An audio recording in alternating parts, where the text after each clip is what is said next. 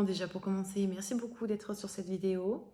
C'est mes débuts, donc ça va pas être parfait. J'espère en tout cas que ça va vous plaire. J'aimerais vous parler de l'accouchement d'Ezio, donc mon premier. Pourquoi là? Parce que tout simplement il va sur 8 ans, donc là le 21 février, déjà, ça passe vraiment trop vite. Pour pouvoir déjà comprendre l'accouchement, il faut savoir certaines choses donc de ma grossesse. Grossesse qui n'a pas été facile du début à la fin. Donc on va commencer d'abord par là.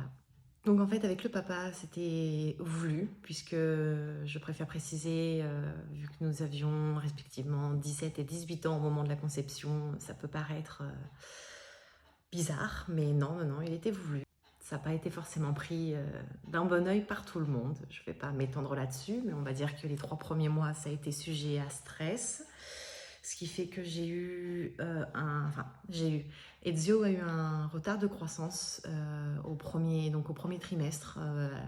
À la première échographie, donc à la T1, on m'a dit qu'effectivement il y avait un petit souci au niveau de la croissance, qu'il fallait faire la prise de sang de la trisomie 21, que même si la clarté nucléale était bonne, c'était pas forcément signe, on va dire, de bonne santé.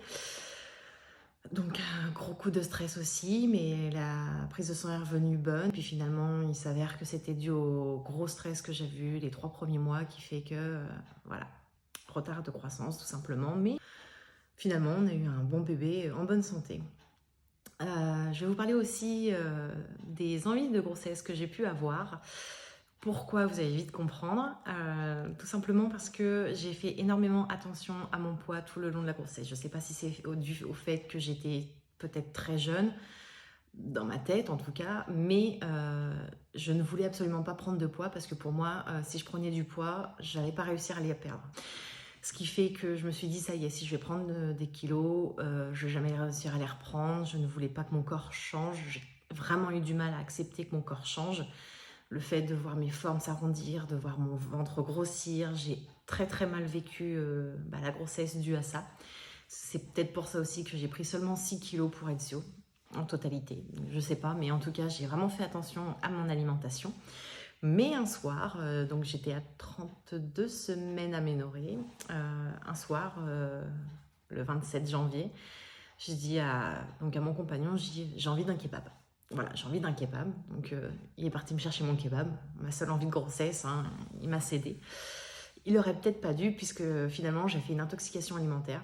Donc on a mangé kebab le soir et puis le lendemain matin je me lève et puis à chaque fois que je me levais c'était directement les toilettes. Je pouvais absolument, même un peu d'eau, je ne pouvais absolument rien garder. La journée est passée, je suis restée allongée à vomir, voilà, toutes mes tripes, rien pouvait, voilà, une horreur.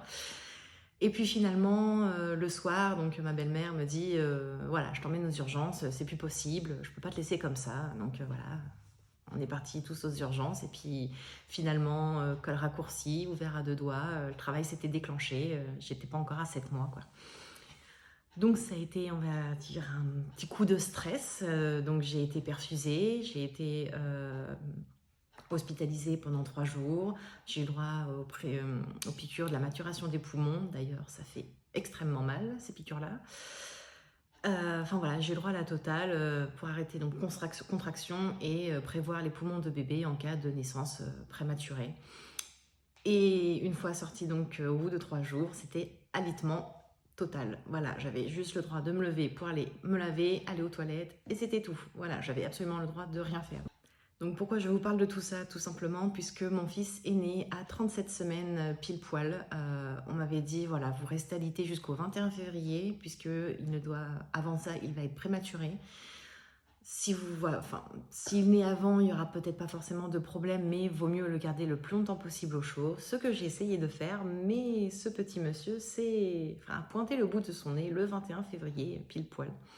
Les contractions ont commencé à minuit et demi. Donc dans la nuit du 20 au 21, et pour l'instant, ça a été. C'était désagréable, mais voilà, pas plus que ça. Et puis finalement, ça s'intensifie un peu. Et puis bon, le papa, il travaillait à 6 h le matin, donc je me suis dit, je vais le laisser dormir puisqu'il va pas tarder à se réveiller.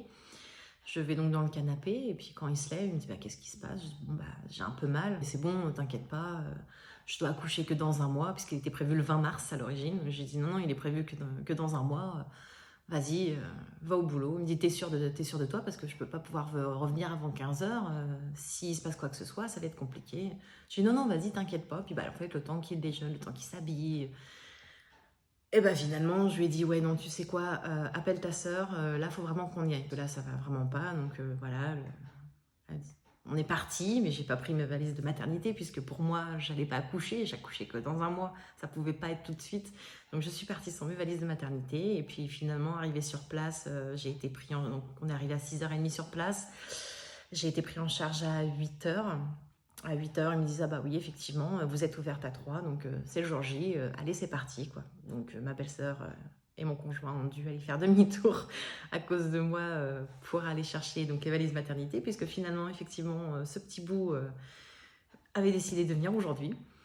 On m'amène donc dans la chambre de travail, la chambre de naissance, pour pouvoir m'installer confortablement, donc le temps que papa et donc ma sœur, enfin sa sœur était partie chercher les valises. À 8h30, on me propose la péridurale, sachant que moi, tout ce qui est aiguille, c'est juste impossible pour moi. Donc je dis non, je ne veux pas de péridurale. Puis il dit, vous êtes sûre? Puis bon, on m'a vraiment endormie, on m'a caressé dans le sens du poil en me disant, vous allez voir, c'est génial, ça fait pas mal, etc. Oui, bah du coup j'ai craqué, évidemment, hein. Pas de volonté, surtout quand on te prend en pleine contraction. Évidemment, là tu te dis oui, allez-y, passez-moi votre remède miracle, oui. L'anesthésiste arrive à 9h, et puis bah, finalement, première piqûre, oups, j'ai loupé. Deuxième piqûre, ah bah c'était pas encore là. Allez, la troisième, c'est la bonne. Heureusement qu'il s'en est arrêté là, parce que je crois que j'aurais dit non, mais écoute, range ton matériel, ton matériel, je ne peux pas là. Bon, la troisième, effectivement, c'était la bonne, heureusement. Et donc bah là, on a pu vraiment commencer, enfin moi en tout cas, j'ai pu vraiment commencer à me reposer un petit peu, puisque c'était... bah, j'avais fait une nuit blanche tout simplement, on s'était couché à minuit la veille, ce qui fait que automatiquement, j'avais pas dormi.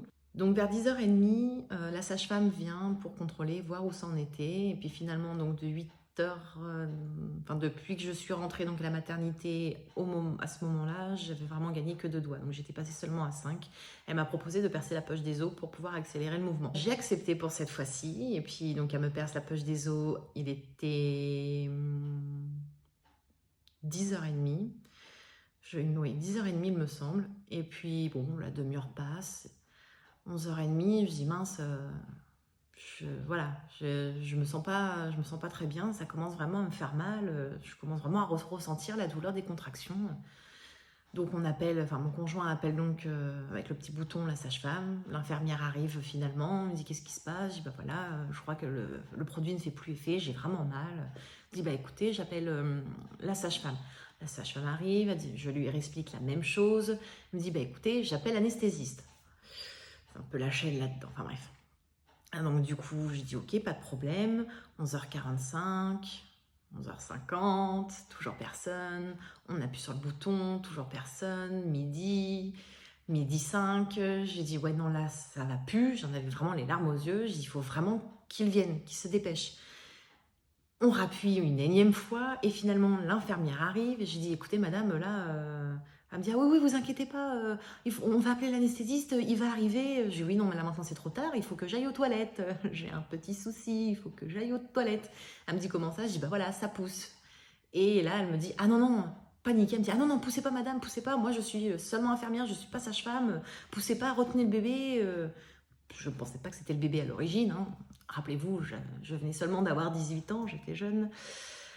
Et elle me dit non, non, vous inquiétez, enfin voilà, j'appelle la sage-femme, elle arrive tout de suite. Il était donc midi 5. Je lui dis ok, d'accord, bon, je vais faire de mon mieux, vous êtes gentil, mais en attendant, j'ai toujours la péridurale qui ne fonctionne pas, moi j'ai mal.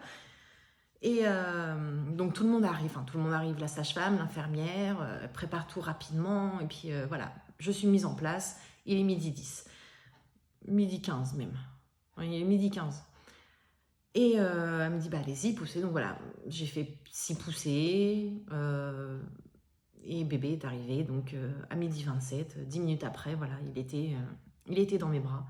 pas eu le temps de dire ouf en fait, enfin pas eu le temps de me poser mon fils dans les bras qu'elle a dû rattraper le placenta qui était en train de se casser la gueule, enfin de tomber. Et c'est donc le 21 février à 12h27 que je suis devenue maman pour la toute première fois. C'est quand on nous dit voilà, vous oubliez totalement la douleur une fois qu'on vous pose l'enfant sur vous. Tant qu'on ne l'a pas vécu, on ne peut vraiment pas y croire, puisque c'est le cas. Voilà. Je ne sais pas comment décrire ça, mais on a mal, on souffre, on pousse. Voilà, j'ai vraiment eu l'impression de courir le marathon. Je leur ai dit en plus, je dis oui, c'est hyper sportif. J'ai l'impression, enfin voilà, de plus avoir de poumons. Puis finalement, pouf, ils te posent l'enfant sur toi, tu le vois et tu fais waouh. Enfin, c'est moi qui l'ai fait. J'ai créé un petit humain, un petit être que c'est indescriptible. Ce qui fait que voilà, mon fils est né donc à 37 semaines, mais en parfaite santé, pas eu besoin de couveuse, du problème de régulation de température, mais du pot à pot était largement suffisant pour finalement 49,5 cm et 3 kg 270, 3 kg 270. Donc un bon bébé pour un mois d'avance. Mais voilà, c'est mon petit bonhomme, quoi. Même si par moments, c'est pas toujours facile. Hein. Ceux qui sont dans la période des 7-8 ans, j'ai l'impression de vivre déjà la préadolescence. Mon Dieu, quelle horreur. Quand je me dis, j'étais peut-être comme ça avec mes parents.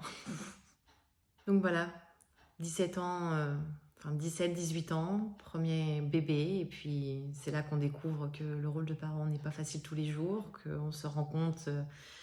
qu'effectivement, on en voulait à nos propres parents quand ils nous disaient non pour certains trucs, puis finalement, on fait exactement la même chose puisqu'on se rend compte qu'ils avaient raison, tout simplement. C'est compliqué, c'est pas forcément, voilà, c'est pas forcément facile de savoir pourquoi mon fils en ce moment nous écoute pas, pourquoi il teste par moment à essayer de nous mentir, alors que franchement, il sait absolument pas mentir.